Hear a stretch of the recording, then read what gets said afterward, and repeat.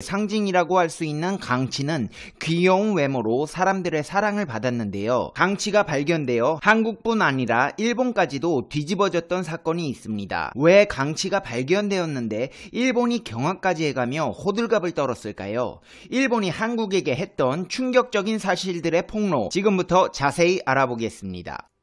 페페TV 팩트 체크.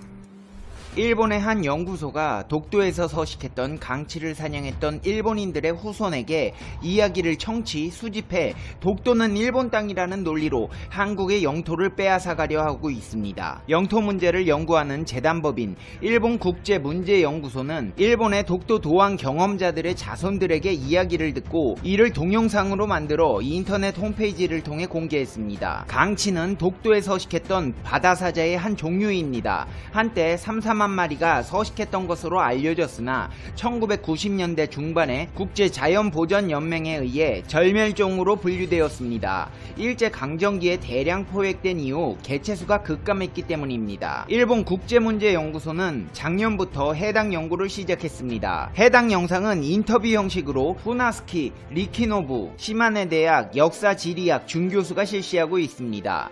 그는 강치잡이에 나섰던 자신의 할아버지 이시바치 마츠타로의 이야기를 하며 독도는 일본의 영토가 틀림없으며 시마네현의 자산이다. 미래를 위해 한 사람이라도 더 많은 사람들에게 알리고 싶다고 주장했습니다. 연구소는 이러한 인터뷰 외에도 독도와 관련이 있는 사연이나 장소, 물건 등을 소개하며 독도가 일본 땅이라는 억지 논리를 펼치고 있습니다. 심지어 대마도에서도 강치 관련 기념품들을 팔아 강치가 일본의 고유동물임을 강조하고 있습니다. 그런데 이렇게 일본에서 빼앗아가려는 멸종된 독도 강치가 지난 9일 울릉도 선녀탕에서 포착되었습니다. 독도 강치는 동해 연안에서 번식하는 유일한 물개과 동물입니다.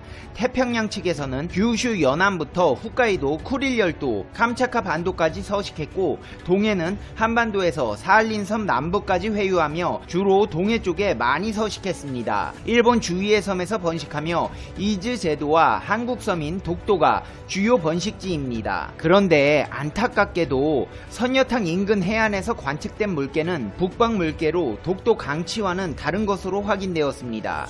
해양수산부는 이번에 확인된 물개는 바다사자과인 독도 강치가 아니라 북방물개라고 밝혔습니다. 그러면서 북방물개는 추운 지역에서 생활하지만 지구온난화로 독도까지 헤엄쳐 내려오는 경우가 있다고 했습니다. 북방물개는 흔히 물개로 불리는 해양 포유동물로 해양수산부 해양보호생물이자 환경부 멸종위기 야생동물 2급으로 지정되어 있습니다. 검은색 몸에 털이 많은 것이 특징이며 전세계 120만여 마리가 분포합니다. 진귀한 동물이기는 하나 강치는 아니라는 것입니다. 현재로서는 강치가 멸종되어 찾아볼 수가 없는데요. 우리는 그 이유에 주목해볼 필요가 있습니다. 강치는 어류와 오징어를 주식으로 했으며 체구는 수컷 2.5m, 암컷 1.4m 정도로 근현종인 캘리포니아 바다사자보다 컸고 가죽이 두꺼웠기 때문에 사냥감으로 표적이 되기 쉬웠습니다. 조선시대 시기에 고문원 자료에서 울릉도와 독도 인근에 서식한 바다사자들은 가지어 등으로 표기되었으며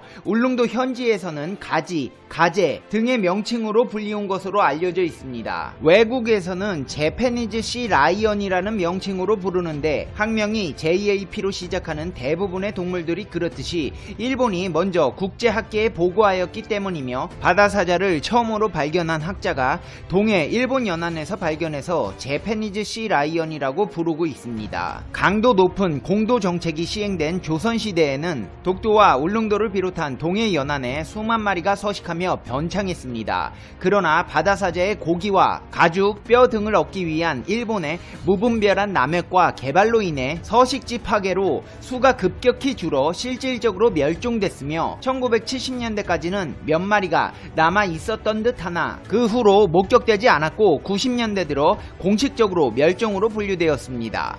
일본은 1918년 조수보호법을 제정해 야생동물에 대한 밀렵을 규제했으나 해양 포유류는 이 국제법의 보호 대상에서 제외됐으며 2002년에 이르러서야 법 개정으로 보호 대상에 포함될 수 있었습니다. 일본 정부에서는 독도 일대에 서식하던 바다사자의 남획과 관련해서 별다른 공식 코멘트 자체가 없으며 시마네현과 같은 일부 일본의 지방에서는 강치를 자신들의 지역 마스코트로 사용하고 있습니다. 여기서는 강치잡이에 대해서도 비교적 자세히 설명해 두고 있으나 남획과 같은 부정적인 부분을 배제하여 설명하는 점은 언제나 지적받고 있으며 스기하라 유미코라는 극우 성향의 동화 작가는 강치가 있었던 섬이란 동화를 집필하여 강치와 일본인이 평화롭게 공존했다는 주장을 아이들에게 전파함으로써 일본인들의 강치에 대한 남획을 은폐하려 하고 더 나아가서는 독도가 한국이 점거한 일본의 영토라는 주장을 퍼뜨리고 있습니다. 강치가 서식했던 독도와 관련한 외교 분쟁이 첨예한 현 상황에서 일본은 한국이 독도를 요새화하는 과정에서 강치를 모두 멸종시켰다고 주장하고 있으며 국내 여론은 이를 일본 측의 역사 왜곡으로 여기고 있으나 실제로는 1947년 광복 후 첫 독도 울릉도 탐사 당시 독도를 방문한 울릉도 독도 학술조사대에 의해 최소 3마리의 강치가 표본으로 포획되어 잡아먹히고 탐사에 참여했던 국어학자 방주홍련이 1947년 경성대 예과신문에 실은 답사기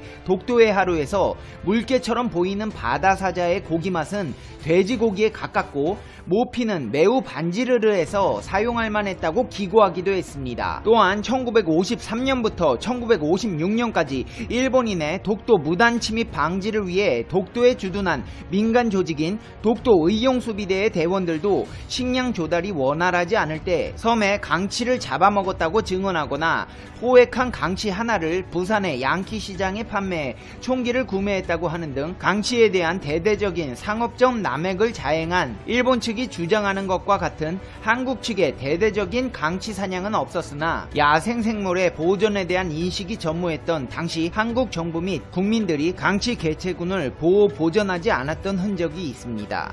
한마디로 일제 식민지에서 벗어나 먹을 것이 없고 입을 것 없었던 상황에서 강치를 보존하려는 노력을 하기는 힘들었던 것으로 보입니다. 독도 인근에 서식한 개체군 외로는 1974년 홋카이도 북부 레본섬에서 어린 개체가 포획된 것이 마지막 기록이며 1980년대 이전부터 이미 멸종한 것으로 추정되었고 1991년 일본 환경청이 1994년에는 IUCN이 2011년에는 한국 정부가 강치의 멸종을 공식적으로 인증하였습니다. 이런 상황을 한마디로 종합해보자면 강치의 대부분의 개체를 일본이 포획하여 잡아먹거나 가죽으로 옷을 만들었고 남아있던 극소수의 개체를 한국인들도 포획하여 결국 씨가 말라버린 것입니다.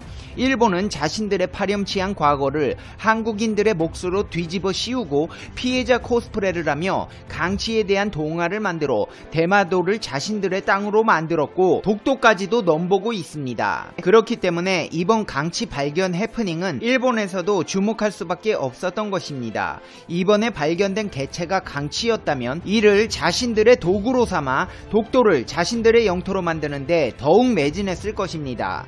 일본이 멸종시킨 동물은 강치뿐만이 아닙니다. 이런 동물이 한국에 있었어? 라고 생각될 정도로 다양한 동물들을 멸종시켰습니다. 국립생물자원관의 자료를 참고하면 우리나라 상위 포식자의 급속한 감소는 일제강점기에 발생했습니다. 1915년에서 1942년 사이 사람을 해치는 동물을 유해조수, 구제 명목으로 무차별 사냥했기 때문입니다. 사람을 보호하기 위해서라는 명분 뒤에는 일본의 야만이 숨겨져 있었다는 지적이 나오는 이유입니다. 일본이 멸종시킨 동물을 살펴보자면 4위로 늑대가 있습니다. 과거 한반도에서 서식했던 늑대는 동북아시아에서 서식하는 다른 늑대들과는 달리 고유의 개체를 가진 종이었습니다. 짙은 갈색의 털과 골격이 튼튼한 종이었는데 일본에 의해 약 3,000마리가 포획되면서 한반도에서 자취를 감췄습니다. 3위는 호랑이입니다. 몸집이 크고 사나운 시베리아 호랑이종이 한반도에 많이 살았었습니다. 호랑이를 산의 주인이라고 숭배해온 일본은 호랑이를 제압하는 것이 조선을 제압하고 한반도의 전기를 끊는 것이라 생각해 대량 학살했습니다. 2위는 여우입니다. 한반도에 살았던 여우는 붉은 여우과에 속했는데 그 털이 아주 고와 일본인들이 여우털을 이용한 사치품을 제작하기 시작했습니다. 당시 일본 귀부인들 사이에서 이 사치품들이 크게 유행했는데 그 때문에 여우는 한반도에서 자치를 감추게 되었습니다. 1위는 표범입니다. 한반도에서 살았던 표범은 아무르 표범으로 전박이 뚜렷하고 몸집은 일반 표범보다 큰 종류였습니다. 호랑이의 경우와 마찬가지로 민족의 정기를 없앤다는 이유로 민족 말살 정책 때 약 2,000마리의 표범을 사냥했습니다. 이같이 일본은 강치는 물론이고 호랑이, 여우, 늑대, 표범 등 다양한 한국의 동물들을 멸종시켜놓고 대마도를 차지하고 독도까지도 노리고 있습니다. 이제 페페TV의 결론 듣겠습니다. Conclusion. 페페TV. 아베씨, 한국의 표범이랑 늑대랑 여우, 호랑이의 강치까지 싹 다 멸종시켜놓고 참 뻔뻔하기 그지 없습니다. 심보를 그렇게 쓰니까 올림픽도 망하는 거 아니에요. 손해도 막심하다는데 쌤통입니다. 페페TV 시청자 여러분은 어떻게 생각하세요? 페페TV는 여러분의 생각이 궁금합니다. 댓글로 여러분의 생각을 남겨주세요. 시청자 여러분, 요즘 경제적, 육체적, 정신적으로 지쳐가는 여러분을 볼 때면 조금이라도 힘을 드리고 싶은 페페TV의 마음이 미어져 옵니다. 하지만 이럴 때일수록 우리가 힘을 내서 이 위기를 극복해요. 우리가 힘을 합쳐서 조심하면 이 또한 지나갈 것이고 모든 것이 좋아질 날이 반드시 올 겁니다. 지금까지 많은 위기를 겪어왔고 우리는 항상 이겨내왔습니다. 이제 곧 봄이 옵니다. 우리는 모두 알고 있습니다. 꽃마다 피는 시기가 다를 뿐 꽃은 필 수밖에 없으며 모든 것은 완벽하게 이루어지게 될 수밖에 없다는 것을. 시청자 여러분, 다같이 힘내서 우리 위기를 이겨내요. 이런 상황에서 힘드시겠지만 오늘 하루도 행복하게 보내셔야 해요. 당신은 소중하니까요. 다음 영상에서 봬요. 안녕.